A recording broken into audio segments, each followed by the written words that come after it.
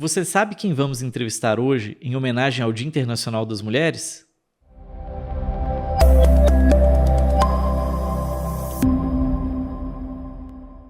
Meu nome é Ricardo Moreira, médico dermatologista, e hoje, na consulta com especialista, nós vamos entrevistar Renata Fontani, especialista em pele.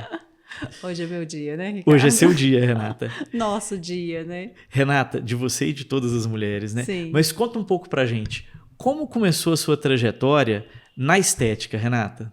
Ricardo, tem tempo, né? Tem tempo. Eu tenho mais ou menos aí 30 anos de estética, de uma época que as pessoas não tinham essa cultura da estética, da harmonização, a gente não tinha muitas pesquisas, né, em relação a produtos, a procedimentos, né, não tinha ainda muita gente nessa área. E eu já gostava muito de estética, comecei vendendo aparelhos para estética, e um belo dia, folheando uma revista, eu decidi fazer um curso numa escola francesa. E aí liguei para essa escola, só que eu precisaria ter um curso para fazer esse curso. Eu não tinha, eu só vendia esses aparelhos. E aí essa moça me falou assim, não, existe um curso em Belo Horizonte, que é dado por uma alemã, que tem uma grade curricular parecida com uma escola alemã, uma faculdade alemã, que aqui no Brasil não tinha faculdade de estética. E ela falou assim, você fala que você é minha amiga, e liga lá para ela que ela vai ver como que você vai fazer para começar esse curso. Nessa época era um desafio, né, Renata, fazer estética no Brasil, né? É um desafio porque não tinha muita coisa, né? E assim, era difícil até você arrumar um lugar que fosse realmente conceituado, que levasse a sério, né? A estética era levado meio na brincadeira, não era uma profissão ainda tão regulamentada, tão querida, que Tão as bem pessoas... estabelecida, Tão né? bem estabelecida. E eu liguei. E era um curso que as pessoas demoravam em torno de 2 anos para conseguir vaga. Era um curso para 20 pessoas e era super disputado. Eu não sabia quem era, da onde era. Quem era a pessoa que me indicou, não conhecia. Eu conversei com ela pelo telefone.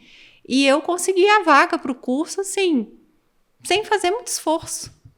Quando eu cheguei no curso, todo mundo... Nossa, eu demorei 2, 3 anos para conseguir uma vaga. Há quanto tempo você demorou? Nada. Então tem coisa, parece que está no destino da gente, né? Com certeza, Renata. E um curso muito, assim, um curso muito bom e muito...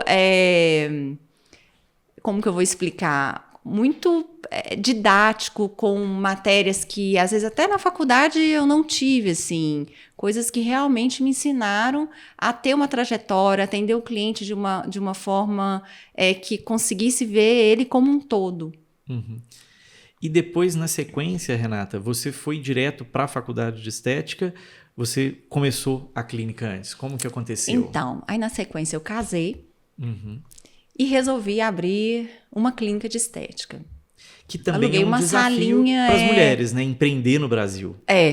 Fui com a cara e com a coragem, assim, não, vou abrir, vai dar certo.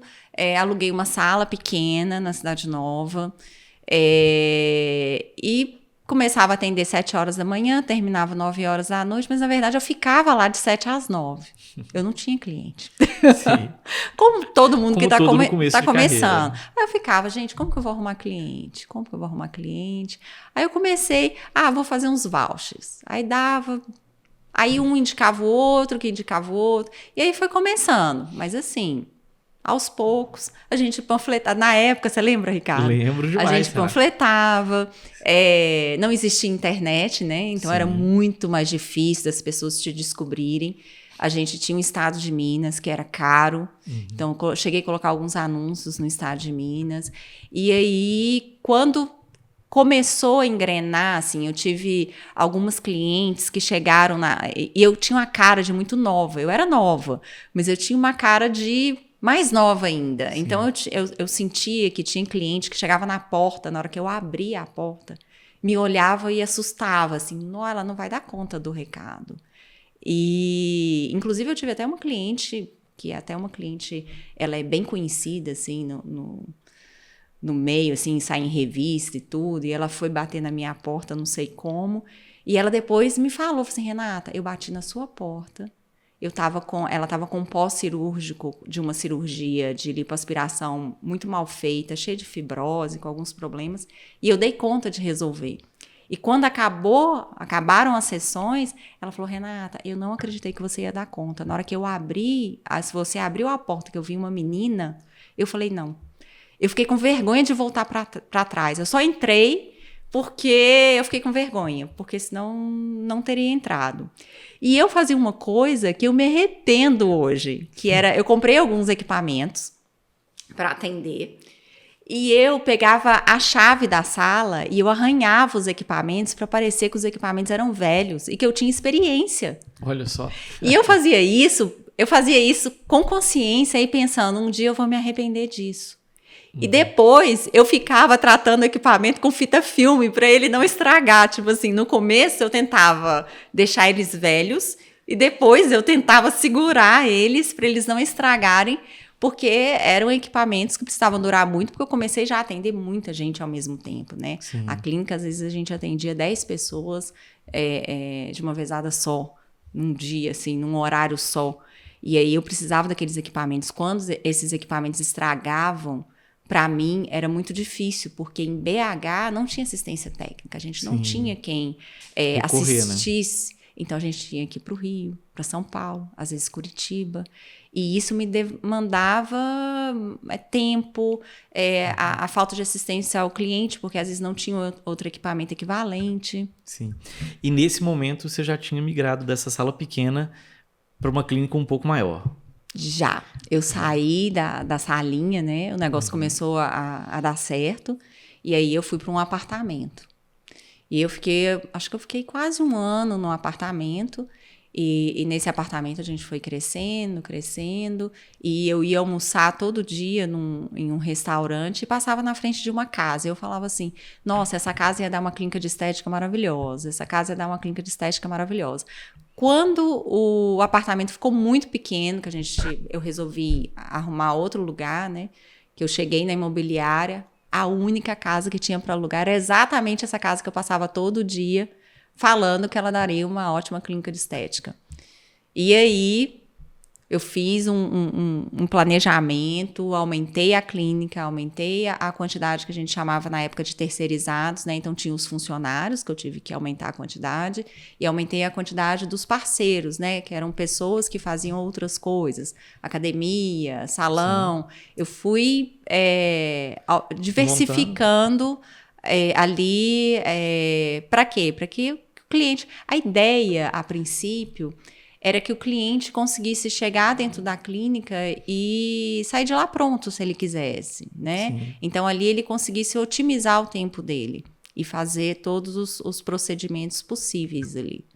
Sim. E nessa época você já tinha feito a faculdade também, né? Foi mais ou menos nesse aí intervalo. Nessa época começou a faculdade de estética no Brasil, e aí em Belo Horizonte teve, se eu não me engano, foram 2 faculdades que tiveram curso de estética.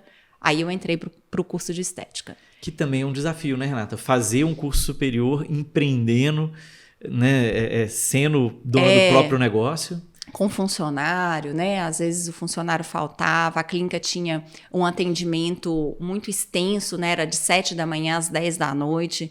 Então, eu atendia até um certo horário, saía da clínica, ia para a faculdade, no outro dia de manhã estava na clínica de novo, e aí às vezes a gente não tinha sábado, não tinha domingo, e aquela correria de faculdade, né? Sim, que é trabalho. Muita amiga minha que entrou para a faculdade achou que estava entrando para estética para passar batom e desistiu no meio do caminho, porque não sabia que o curso era difícil. E aí eu formei. Quando eu formei, teve uma reviravolta na economia e o dono da casa me pediu a casa. Uhum. E todas as casas da Cidade Nova estavam alugando de novo. Eu não tinha muito para onde ir. Um novo desafio. Um outro desafio.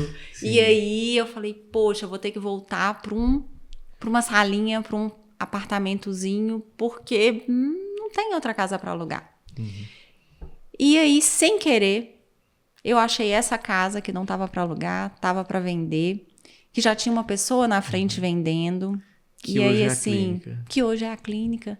E veio parar assim, ela veio parar na Quase minha por mão. acaso. Quase que por acaso. E aí, de novo, a gente mudou o layout da clínica. Uma das minhas pacientes que fez a decoração da clínica, a clínica era, né, ela conseguiu ficar maior do que a outra. E aquilo, e aí veio as filhas, e aí é um outro desafio, porque juntar a família. empresa, a família, o estudo. Aí eu inventei uma pós-graduação junto com uma obra. E, Sim. bom, tem dado tudo certo, Sim, mas com algumas dificuldades no meio do caminho. Sim.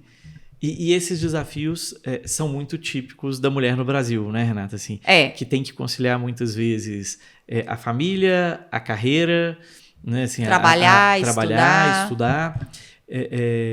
Igual você falou, se posicionar no mercado para conseguir crescer.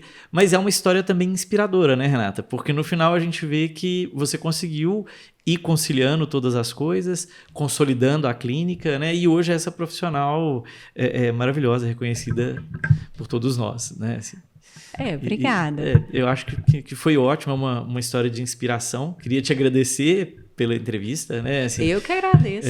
Hoje a gente mudou um pouco os papéis, né? Mas eu achava que era muito importante fazer isso. Em especial pela inspiração a outras mulheres nesse mês, né, de comemoração ao Dia Internacional das Mulheres. A diferença é que eu acho assim que as mulheres, né, os homens são tão competentes quanto, mas a gente põe um amor talvez mais intenso em algumas coisas, e aí a gente acaba dando conta de fazer mais coisas ao mesmo tempo, por conta desse amor, às vezes a profissão, né, a família, e consegue reunir isso tudo numa coisa só. Não é fácil, mas se você gosta daquilo que você faz e faz com amor, você vai superando os desafios que você vai enfrentando ao longo do caminho, que eu acho que todo mundo enfrenta também, né? E aí que é a graça depois no final. Sim. Mesmo com os desafios, você ainda gostar do que você faz. Sim. E aos pouquinhos construindo o seu legado, a sua história, como você fez, né, Renata? Com os desafios, mas assim, foi ótimo conversar com você. Muito obrigado. Espero que vocês de casa tenham gostado também. E a gente se encontra num próximo podcast.